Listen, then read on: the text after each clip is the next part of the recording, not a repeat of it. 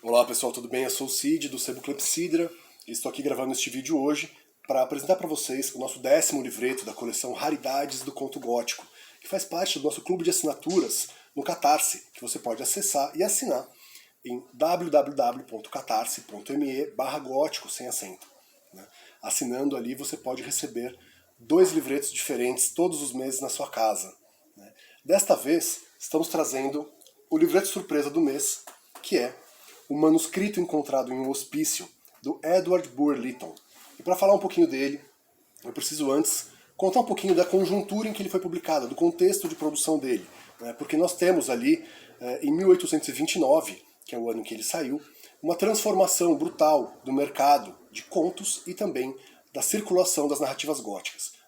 Ali já no comecinho da década de 20, nós temos um esgotamento dessa fórmula do gótico canônico, com o Melmoth, o Viandante, ou Melmoth, o Errante, um romance do Charles Robert Maturin. E esse romance ele é visto pelos historiadores, pelos pesquisadores do gótico, como o fim do gótico canônico na sua primeira fase. Logo depois, nós temos em 1823 a publicação e as primeiras encenações da peça Presunção ou a Sina de Frankenstein, que também é considerado pelos historiadores como o fim do drama gótico canônico.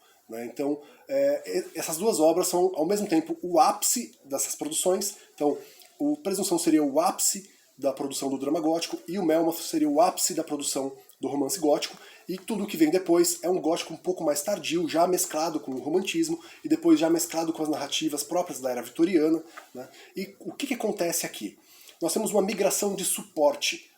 Então, antes, nas décadas de 1800, 1810, até o finalzinho da década de 1810, nós temos os Blue Books e os Chapbooks como o principal suporte dos contos góticos.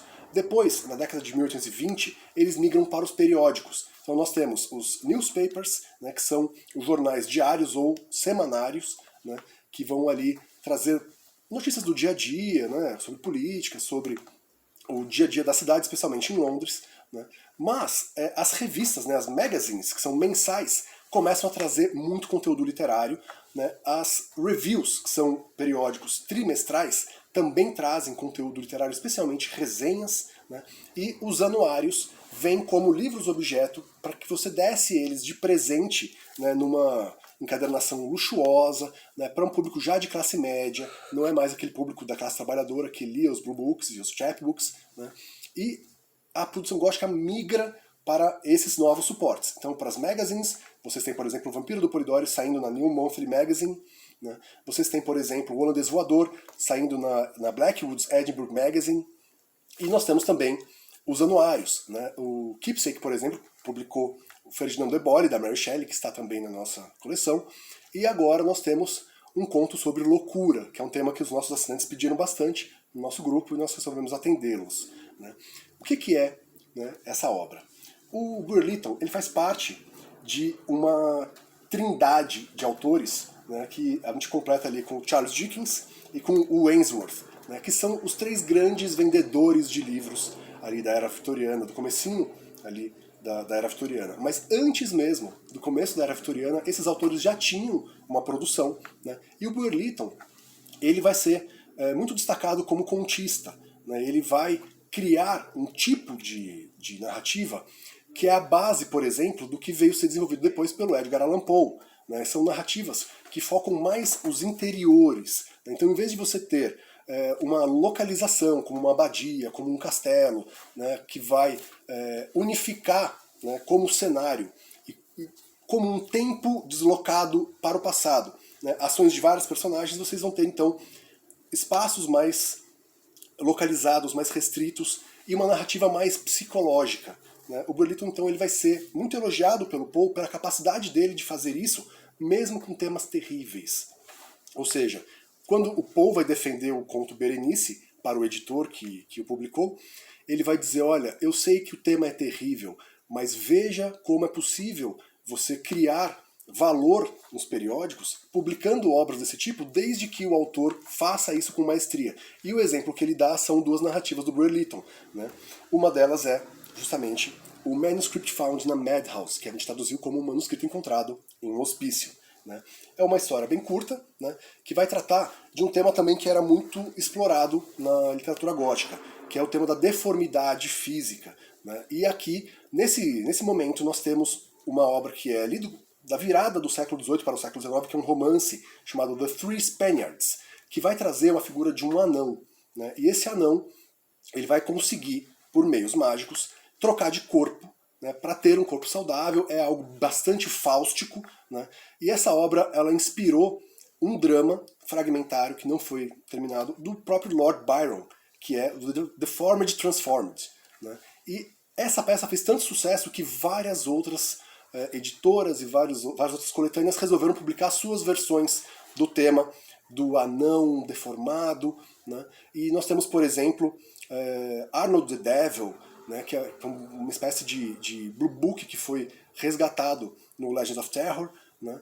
E essa temática de uma superação da deformidade física num pacto fáustico vai se consolidar como um dos grandes temas ali da narrativa gótica nas primeiras décadas do século XIX.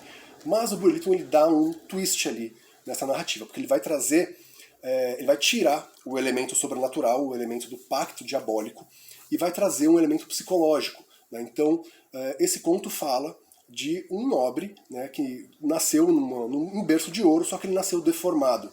Ele nasceu com nanismo e deformado, né? E ele é um grande estudioso, ele é um grande poeta, mas ele causa repulsa pela aparência física dele. E essa história, então, como o próprio título sugere, é ele contando a história dele depois de ter sido encarcerado num hospício. E é um spoiler? É um spoiler. Tá no título? Tá, não tem como evitar então esse spoiler.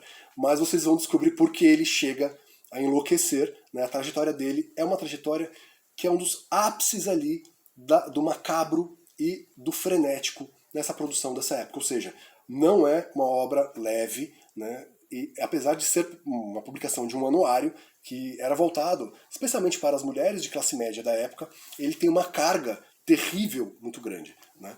Então ele é um pouco chocante para algumas pessoas, né? O tema da deformidade é um tema delicado, mas nós temos a importância de mostrar como que o gótico tratou, né, essas questões, trazendo, né, para um terreno muito mais da loucura, com uma narrativa escrita em primeira pessoa, que é uma coisa que vai começar a aparecer mais agora na década de 1820 e depois vai se consolidar na década de 1830, especialmente com o Edgar Allan Poe nos Estados Unidos.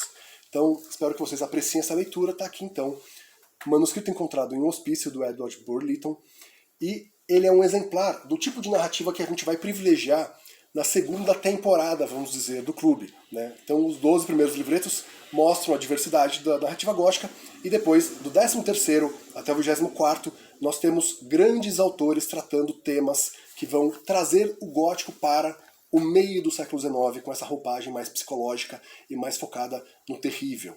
Tá bom? Então fica aí o nosso grande abraço e até a próxima.